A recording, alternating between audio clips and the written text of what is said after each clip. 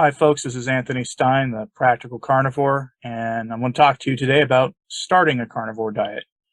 There are really two methods for starting a carnivore diet, and we really should talk about them because it seems intimidating, the idea of just stopping eating what normal people in our culture tend to eat and going to this radical diet seems like a barrier. It seems intimidating. It's a rather impressive thing to think about doing. And I wanted to do it for a long time before I did it, but it really wasn't that hard. And there are really kind of two ways to do it. And we're going to start with the assumption that you're starting on the standard American diet, because that's probably where most people are going to be. And when I look around social media groups for the carnivore community, you might assume that people just kind of go keto first, and they should. I'll get to that here in a moment. But really, you see a lot of people going from one day eating pizza and Twinkies or whatever to the next day going carnivore. I'm impressed by people who do that. I really am. But there are two methods really to go from the standard American diet to full carnivore. And the first is to jump in with both feet. Just jump in. One day, you're finishing that last box of whatever cereal you have in your cupboard and the other junk, or you're giving it away. And then you're like, well, I'm going to start on Monday. So you finish it all off on Sunday. Monday, carnivore. I'm impressed if you do that. The other method is to ease your way in through gradual carb reduction and then elimination of foods that contain carbohydrates. Let's go over what these methods really are. So method one, what to expect when you just jump in with both feet. You go from 0 to 60. You just say, all right, I'm going to do the most beast-like thing I can do. I'm just going to go carnivore and just not look back. So you go from standard American diet to not just carnivore, but beef, butter, bacon, and eggs. You watched a few Dr. Ken Berry videos. He's very persuasive about the curative power of beef, butter, bacon, and eggs as your diet, and tells you, try it for 30 days, try it for 90 days. You decide to take his challenge. Whatever it is you do, you find yourself on beef, butter, bacon, and eggs. And I'll agree, 90 days, try it. You'll like it. What we're going to find are some side effects. And the first is going to be oxalate dumping. If you watch enough carnivore videos, you know what oxalates are. They're these sort of naturally occurring compounds in plants that are used for defense for the plants, since plants don't have claws or teeth or, legs to get away from animals. Turns out plants don't want to be eaten. It's an amazing thing. Living creatures don't want to be eaten. I know. I was shocked when I learned this myself. But you're going to experience oxalate dumping. This may come in the form of suddenly getting acne when you're not used to getting acne in any appreciable amount, some rashes, that kind of thing. Don't worry, it's fine. Just wait it out. It will go away. And the second one you might experience is the keto flu. Because while I have a video saying the carnivore diet is, strictly speaking, yeah, it's a keto diet, I guess, but it has an underlying different sort of philosophy and methodology to what being carnivore is than a ketogenic diet. It's still a diet that involves ketosis, blood ketones, getting fat adapted, all those things you hear about in keto. It's just like keto ramped up to 11. So you'll go to keto flu, and that can be things like lethargy, lack of energy, maybe some headaches. And that can be addressed with things like upping your electrolytes, making sure you get electrolytes, upping your sodium a day, getting a good sodium. You hear carnivores talk about Redmond's real salt. Those are American carnivores like myself. Really, you should make sure to get a sea salt that is not from the ocean, that comes from the land. It comes from ancient oceans, and is from wherever it is you live, whatever continent you live on. If you're watching this from Zimbabwe, find one from Africa. If you are watching this in Eastern Europe, find one from Europe. In the United States, Redmond's real salt comes from Utah. It's wonderful stuff. And for those wondering, yeah, but is it any different than other sea salts? I have used other sea salts. Redmond's real salt is different, and I can't explain you why. I can't give you tangible reasons why it's different, but it is different. Because of how active I am. I go to the gym 5 days a week for about 2 hours at a time. And no, that's not overtraining. That's just what I like. And it makes me feel great when I'm done. But because of how active I am, I need upwards of 8,000 milligrams of sodium a day. Sounds like a lot. Not really. I mean, it's during this time of year, I'm recording this in midsummer during a national or what looks like northern hemisphere wide heat wave.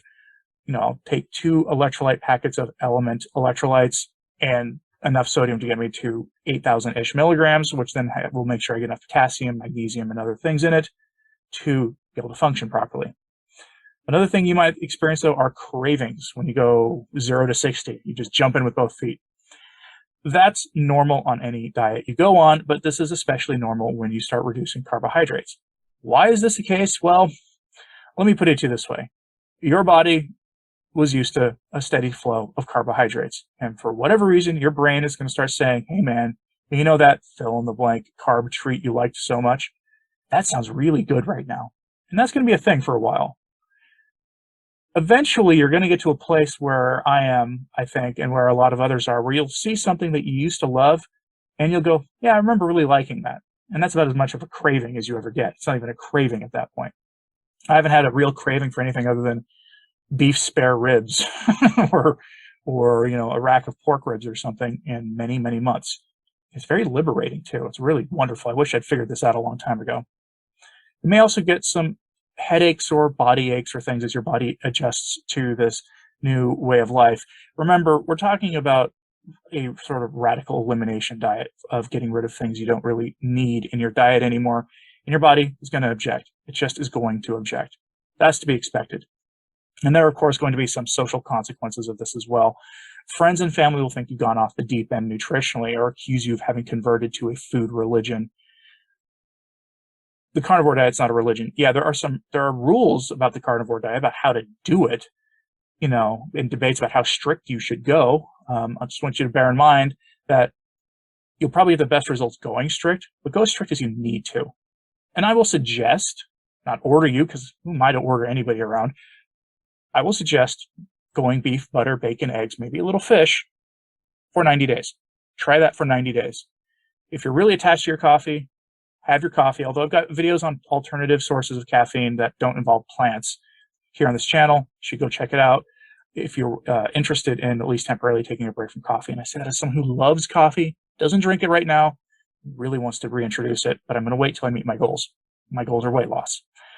But for anybody who accuses you of having started a food religion, well, haters are going to hate. That's just how it's going to be. People don't understand. And, maybe, after you've gotten the results you want, maybe you want to drop 100 pounds. Once you started getting really close to that and you've radically changed your life, guess what's going to happen? Some people are going to ask you what you did to help yourself. You let them know. And respond in charity and kindness. Don't forget maybe that they, how they talk to you about it, but move on from it. Treat them in charity and kindness and say, and help them through their journey. Because a lot of people, like I remember one time 7-8 years ago, I heard about the carnivore diet back when it was called zero carb. And guess what? I was hostile to it too, because I believed in a silly kind of way that there were vital nutrients in plants and things when there really aren't very many bioavailable nutrients in plants anyway. Anyway, let's talk about method 2, easing your way in. This method is what is often recommended by carnivore-friendly nutritionists and doctors and some of the carnivore advocates out there who have a background in nutrition.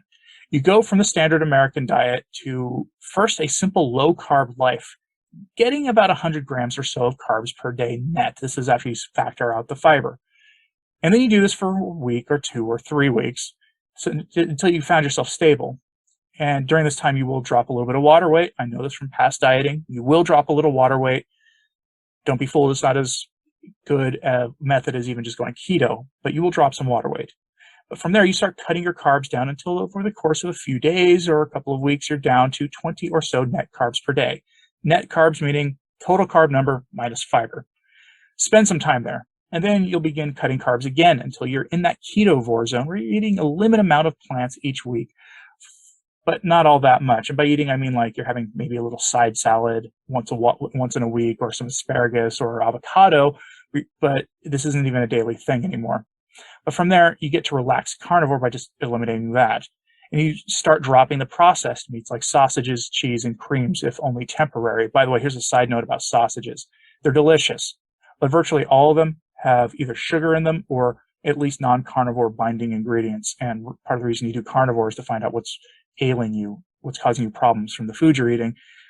So you should eliminate all non-carnivore foods as much as you can, because you may not get the answer you're wanting if you're, sitting there eating the cheap sausages you bought at Walmart or Safeway or whatever that have dextrose and other things in them.